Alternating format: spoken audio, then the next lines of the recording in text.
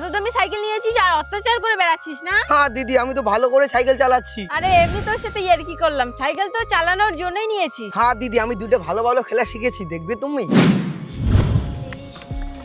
এই সাইকেলগুলো আমাকে সেই লাগে, কবে যে এরকম একটা আমার সাইকেল হবে, না গিয়ে একটু চালিয়ে দেখি সাইকেলটা। বাহ, খুব সুন্দর লাগলো তোর খেলাগুলো। হ্যাঁ দিদি, চলো এখন বাড়ি যাই। বলছি দাদা, আমাকে একটু সাইকেলটা চালাতে দাও না। এই সাইকেলটা নেওয়ার আমার অনেক বড় স্বপ্ন। এই সর, গরিব কোথাকা, তোর অকাত আছে সাইকেলটা নেওয়ার? তুই আমার সাইকেলটা টাচ কেন করলি?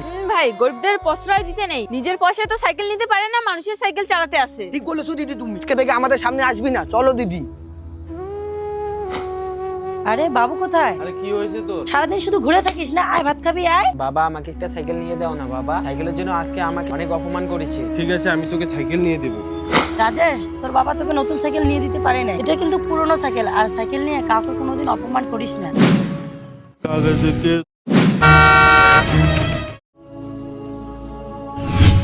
ভাই তোর সাইকেল একটু দে না রে, আমাকে এখনই যেতে লাগবে। ঠিক আছে দাদা, নিয়ে যাও।